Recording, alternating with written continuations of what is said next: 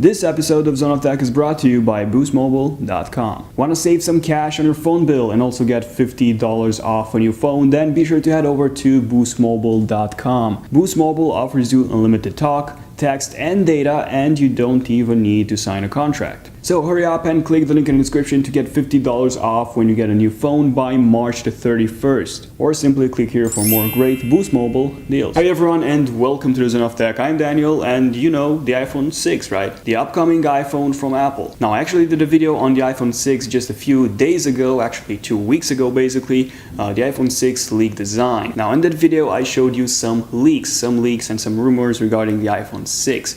Now unfortunately those leaks turned out to be fake, and I actually mentioned that in my video. Now we also got over 300,000 views on that video, which is simply amazing. So thank you all for that, and most of you suggested me to do another video on the iPhone 6 showing you the latest leaks and rumors of the iPhone 6. So there you go, this is basically all the leaks and rumors of the iPhone 6, all the leaks, all the rumors, everything we have so far regarding the iPhone 6 put together in a video. So there you go, this is my full iPhone 6 leaks and rumors video. So enjoy the video.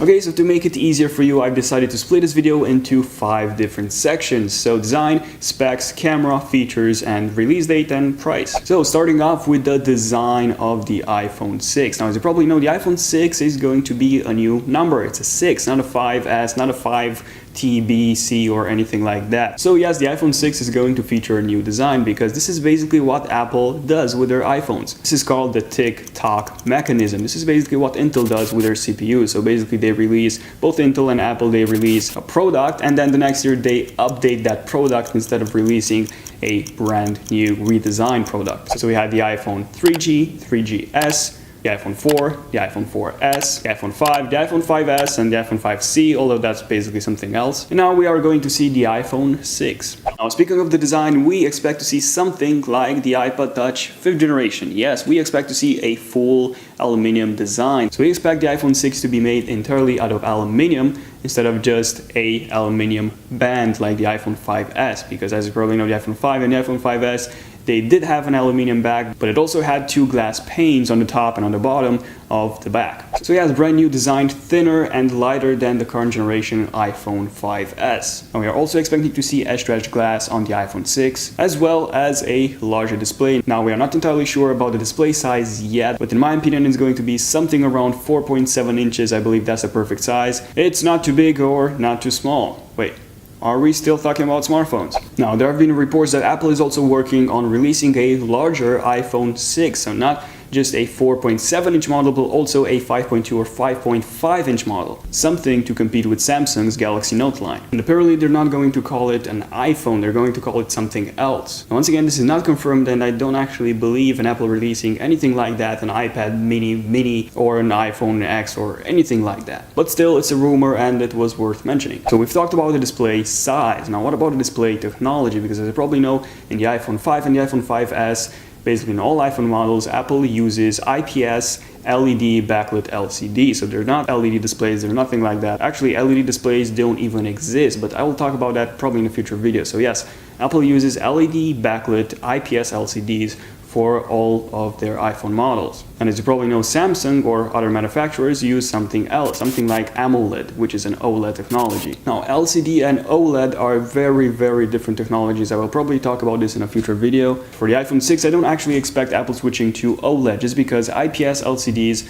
provide basically the best color accuracy on the market, whereas on the other hand, OLED displays provide better power management and more vibrant colors. So once again, I don't see Apple switching from IPS LCD to OLED. So we're probably going to see again an IPS LED backlit LCD. So what about the resolution of the iPhone 6? So as you probably know, all the iPhone models from the iPhone 4, which was released back in 2010, up until the iPhone 5S and all of their iPod Touch models from the iPod Touch 4th generation, all of them have the exact same PPI or pixel density of 326. So although with the iPhone 5 they've increased both the display size and resolution, the PPI or the concentration of the pixels remain the same. So 326 PPI. So we have three possibilities for the resolution of the iPhone 6. Now the first one is a 720p display. That's 1280 by 720, which will give the iPhone 6 a PPI of 312. But honestly, I don't see Apple going back or reducing the PPI of their iPhone, so I don't see this, this possibility that likely. Now the second option would be a 1080p display, finally, because as you probably know, on the iPhone 5 or 5S the display isn't even HD, although the PPI is quite high, so you don't actually notice that. So a 1080p 4.7-inch display will translate to 469 PPI, which is basically the same as the HTC One, because the HTC One currently has the highest PPI of any phone on the market. Now, although this is more plausible than the first option, Apple basically said that everything above the 300 PPI threshold is basically invisible to the naked eye. So I don't actually see Apple bumping the PPI that high, honestly. But what I do see is a strange, unique resolution like Apple has on all of their phones and tablets. So expect something like 1600 by 900, that's my guess, which will translate to PPI of 386. So yes, if I were to put my money on a PPI, I would put it on 386. So once again, 1600 by 900 resolution, which is still a good increase from the 226 that the iPhone 5S uses. Okay, so far we have the display size, the technology, which again is LED backlit LCD, IPS LCD. We have the resolution, but what about the glass pane? Well, the glass pane is apparently going to be made out of sapphire crystal glass. There you go. So what exactly is sapphire crystal glass? Well, sapphire is basically one of the most durable materials on Earth. Now, the most durable material is diamond, and the diamond basically has a 10 rating on durability scale, so that's basically the highest rating on any material. And number 9 is sapphire. There you go. Now, Apple has actually started producing such displays, actually 5-inch sapphire crystal glass displays, and they actually have several crystal glass display factories for this. And also, in case you don't know, Apple already uses sapphire crystal in some of their products. So the iPhone 5 and the iPhone 5S do have a sapphire crystal glass display on the camera lens. Yes, the camera lens is made out of sapphire crystal, as well as the Touch ID sensor or the Touch ID home button on the iPhone 5S. So there you go. They already use sapphire crystal in their devices. So what does this mean for the iPhone 6? Well, it means that the display will be virtually unscratchable, unless you have a sharp diamond or sapphire and you intentionally scratch the screen. So unless you do that, the screen is virtually unscratchable. Now, sapphire is also used in high-end watches for durability. Now, unfortunately, it also has some disadvantages. Now, first off, the display is actually going to be thicker than on the iPhone 5S if they are going to use sapphire instead of glass. Now, a second disadvantage is that sapphire is a bit dimmer than glass, which means that the iPhone 6 will either have a dimmer display than the iPhone 5 and 5S, although I don't actually believe this, or Apple will simply bump the brightness, which will result in decreasing the battery life. But again, if the battery is going to be larger, then we expect to see no changes, no differences at all. And just a quick note, if the iPhone 6 is going to have sapphire crystal glass, it doesn't mean that it is going to be unbreakable. It is just going to be unscratchable. If you drop it, it is still going to crack. Whereas something like Corning's Willow Glass, which was introduced at CES 2014, that's basically one of the toughest glass panes on the market. That's also flexible. But the chance of Apple introducing sapphire crystal glass on their next generation iPhones is about 80% legit. So yes, this was the design of the iPhone 6. Now, unfortunately, we don't have any leaks, any legit leaks and back casings, anything for the iPhone 6 yet. But what we do have is a lot of concepts and renderings from some really talented people. And guess what? I even made a video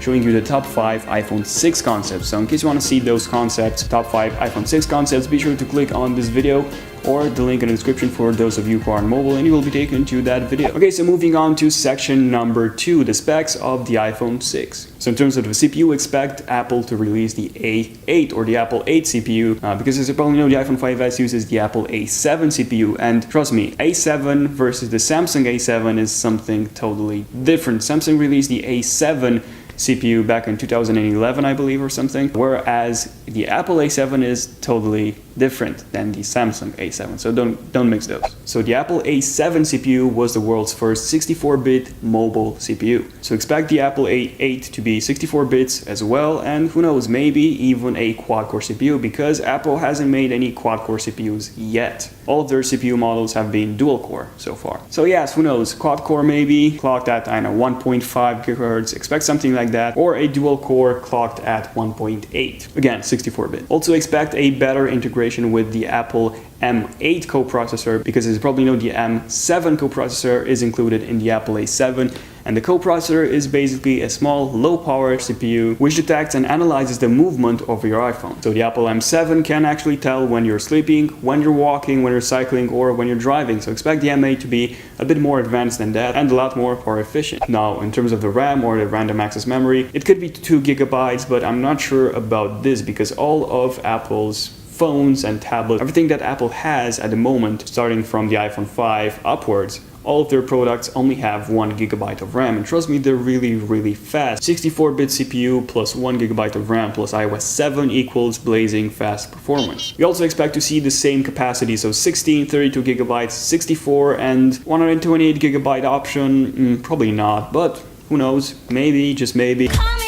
Although I'm not exactly sure about that. Again, non-expandable storage, exactly like on all iPhone models. Now, in terms of the battery, since Apple is going to increase the display size and also the entire size of their phone, they will also have room for a larger battery, because as you probably know, at the moment, the iPhone 5S only has a battery of 1,560 milliamps, which is actually one of the smallest, the smallest battery for any smartphone flagship out there. So expect at least a 2,000 milliamp battery for the iPhone 6, as well as some pretty neat ways of charging that. So hopefully we'll see something like wireless charging on the iPhone 6, but might be something similar to what we have on the Nexus devices or Samsung devices, or it might even be true wireless charging. Now, what exactly do I mean by true wireless charging? Well, true wireless charging means charging your device via Wi-Fi and Bluetooth without even, placing the phone on anything. Basically just, having your phone in a pocket and then charging that device through the Wi-Fi networks. And this is possible. This has actually been demonstrated. This is actually being developed by a Japanese company as we speak. But unfortunately, the most they could get from this technology a few months ago was basically charge the device from 0 to about 20-30%, which is okay, but honestly not enough. It's not 100% or 80% or 90%. Now, although Apple might include this in the iPhone 6, I don't actually see Apple making this the primary or the main method of charging the device. Now, a second way of charging the iPhone 6 might be via the gyroscope, because as you probably know, those old watches, not actually old watches, but those really high-end watches, they basically charge as you move, and the way they do that is via the gyroscope. And as you know, the iPhone 6, iPhone 5, all of the iPhones starting from the iPhone 4, all of them have a gyroscope. So Apple might take use of that and get a bit of juice in the iPhone from that as well, but it's not going to be, a large amount. So expect something like 5 to 8% of battery life from the gyroscope if Apple is going to include this. Now, Apple is also working on a technology that allows them to place solar cells in the display, which basically means charging your phone through the display, not only through natural but also through artificial light. But honestly, don't expect to see this in the iPhone 6, probably in the iPhone 8 or 9 or something like that. Okay, finally moving on to something else, which is the camera. So in terms of the sensor, we have two options. Now, the first option is for Apple to keep the exact same 8 megapixel sensor and simply upgrade the aperture from f2.2 to f1.8, which will translate to better low light performance. A second option would be to upgrade the CMOS sensor completely, so basically increasing it from 8 megapixels to something like 12 or 10 megapixels. And if this is the case, we expect the sensor to be developed by Sony, because as you probably know, Sony makes one of the best, if not actually the best sensors on the planet, mobile sensors at least. Same 1.8 aperture, same dual flash technology or true tone flash like on the iPhone 5S. Hopefully we will even see optical stabilization finally, because the iPhone 5S did have optical stabilization, but actually it wasn't optical, sorry, it was digital stabilization. The iPhone 5S, basically whenever you pressed the photo button, the camera button, the iPhone 5S took 4 images and then combined them and basically removed the motion blur from those. So expect something like a true optical stabilization sensor on the iPhone 6, something like on the LG G2. Now, in terms of video recording, Apple might actually introduce 4K video recording to the iPhone 6, something like we have on the Galaxy Note 3 or the Sony Xperia Z2. So hopefully we will see something like that. Once again, it's not confirmed, and I believe this to be about 60% legit. Now, what I do believe is 100% legit is Apple increasing the slow motion or the 128 frames per second video capabilities from 720p to 1080p resolution, because as you probably know, the iPhone 5s can record in slow motion 120 frames per second, but you can only do that in 720p and not full 1080p HD. So expect Apple to increase that from 720p to full HD slow-mo recording on the iPhone 6. And also expect to see an upgraded front-facing camera finally, because on the iPhone 5 and 5s and 5th generation iPod Touch, basically on all Apple devices, mobile devices and tablets, we have a 1.2 front-facing megapixel camera which records in 720p HD. So expect that to be bumped up to 2 megapixels and full HD 1080p recording. Okay, so moving on to section number 3 of the video, which are the features of the iPhone 6. So the iPhone 6 is going to come pre-installed with Apple's new operating system, iOS operating system, which is going to be iOS 8. Now, iOS 8 is going to be introduced in June at the Worldwide Developers Conference, or WWDC. Now, as you probably know, iOS 7 was the biggest redesign of iOS since ever, and iOS 8 is going to focus mainly on health and fitness. And it is also going to feature Apple's new health and fitness app, which is going to be called HealthBook. So once again, in terms of the features, expect Apple to fully integrate the iPhone 6 with the iWatch through the new HealthBook app. Now, Apple is going to release the iWatch pretty soon, so expect the iWatch to be released either in June or September. And speaking of the iWatch, I have 2 videos of the iWatch. Now, one of them is the iWatch final leaks and rumors, which is this one, and the other one is the top 5 iWatch concepts. So simply click on any of those annotations and you will be taken to those videos, or the links in the description if you are on mobile. So once again, iOS 8 is going to focus on health and fitness. Other than that, we don't expect any new features on the iPhone 6. Some of the reports have actually mentioned Apple removing the home button, but I don't actually see Apple doing that. Besides, Apple just introduced the fingerprint or the Touch ID sensor with the iPhone 5s, so I don't actually see Apple removing that. I have no reason to think that. So expect the Touch ID to make a reappearance on the iPhone 6. Also because at the moment it is the best Touch ID or fingerprint reader on any smartphone out there, including the Galaxy S5. Other features, well, waterproof, nah. I don't actually see Apple making the iPhone 6 waterproof. And finally, moving on to the final section of the video, section number 5, which is release date and price. Now, the release date is going to be either June or September, because as you probably know, all the iPhone models up until the iPhone 4S were released in June, and the iPhone 4S was the first iPhone to be released in October. And then basically all the iPhone models were released either in September or October. So Apple might go back to releasing the iPhone in June, although this is not that likely because there haven't been any official leaks yet. And if the release date is June, we should have seen at least, some legit back casings or something. And since we haven't seen any of those, I expect the iPhone 6 to be released somewhere in September or October. And in terms of the pricing, expect the exact same price as with the iPhone 5s. So $649 for the 16 gig model, $749 for the 32 gig model, and $849 for the 64 gig model, and about $949 if they're going to release any 128 gigabytes model, although I honestly believe that to be highly unlikely, but we'll see. What about the iPhone 5C? Now, Apple might introduce an iPhone 6C, but as you probably know, the iPhone 5C wasn't actually Apple's biggest hit. Now, apparently Apple has over 3 million unsold iPhone 5Cs, which is really disappointing. So my guess is that Apple will keep the iPhone 5S alongside the iPhone 6 and sell the iPhone 5S $100 or something cheaper, although I'm not exactly sure about the iPhone 5C. Now let me know in the comment section down below, and also like this video if you want me to do an iPhone 5C leaks and rumors video. But yes, these were all the leaks and rumors I had for you for the iPhone 6. But what do you think? Let me know in the comment section down below. What do you think about the iPhone 6? What do you think the iPhone 6 is going to be like? Let me know in the comment section down below. Also, if you have enjoyed this video, be sure to hit the like button down there. Helps me out a lot because I spent a lot of time working on this video, so yeah, it does help me out a lot. Also, if you want to see more iPhone 6, iWatch, Samsung Galaxy S5, basically all the tech videos you want to see, simply subscribe to my channel, zeni.т. It is free, you don't have to pay for anything, and you'll get to see my latest and greatest videos on the world of tech. Also, don't forget to check me out on Facebook, Twitter, and Google+, because I constantly post tech updates on those social networks. So, thank you all for watching this video. This was it. I'm Daniel from zeni.т, and I'll see you in the next video. And until then, like as always, zeni.т signing out. Cheers.